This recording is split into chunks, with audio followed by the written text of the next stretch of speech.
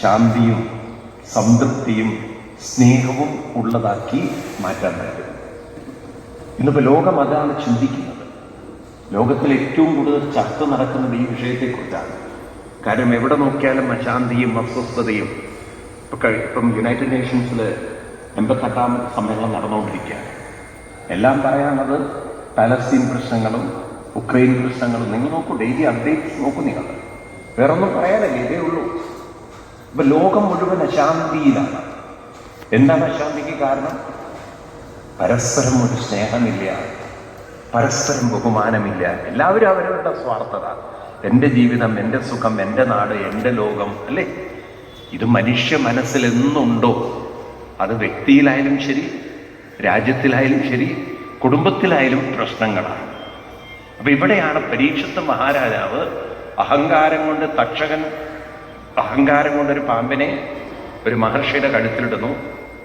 അതേ പരീക്ഷത്ത് മഹാരാജാവ് തന്നിൽ അഹങ്കാരം മാറ്റി ദൈവീക വിചാരത്തിലേക്ക്, ഈശ്വര വിചാരത്തിലേക്ക്, ഭഗവത് വിചാരത്തിലേക്ക്, നാമജപാദികളിലേക്ക് ശ്രദ്ധ തിരിക്കുന്നു. ഞാനെന്ന ഭാവം പോകുന്നു.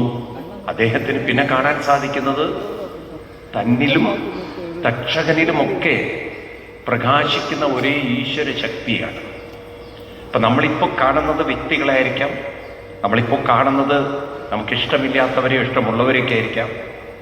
പക്ഷെ നിങ്ങളൊന്ന് നോക്കൂ, നമ്മൾ ബക്കറ്റിൽ വെള്ളം നിറച്ച് ഈ സമയത്ത് നമ്മൾ പുറത്ത് വെച്ച് കഴിഞ്ഞാൽ, അല്ലെങ്കിൽ ഒരു 11-12 മണിക്ക് വെച്ച് കഴിഞ്ഞാൽ, ആ ബക്കറ്റിൽ നമുക്ക് സൂര്യന്റെ പ്രതിബിംബം കാണാം.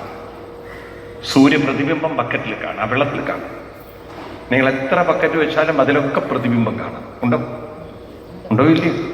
അപ്പൊ ആ വെള്ളത്തിൽ കാണുന്ന പ്രതിബിംബം പോലെ, ആ വെള്ളത്തിൽ കാണുന്ന പ്രതിബിംബം പോലെ നിങ്ങൾ നോക്കൂ, ഇതുപോലെ നമ്മളിൽ ഓരോരുത്തരിലുമുള്ള ഒരു ദൈവീകമായ ശക്തി. നമ്മളാണ് ബക്കറ്റ് എന്ന് വിചാരിക്കുക, നമ്മുടെ മനസ്സാണ് വെള്ളം എന്ന് വിചാരിക്കുക.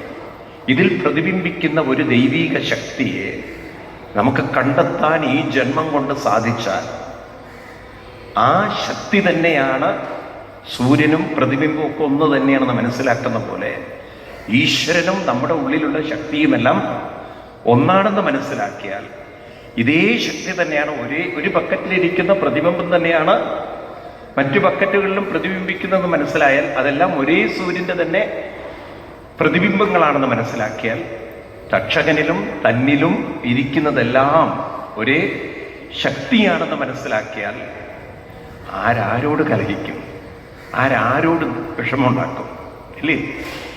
ഏകത്വം അനുപശ്യത എന്ന് പറയും ഈശാവാസ്യോപനിഷത്ത്.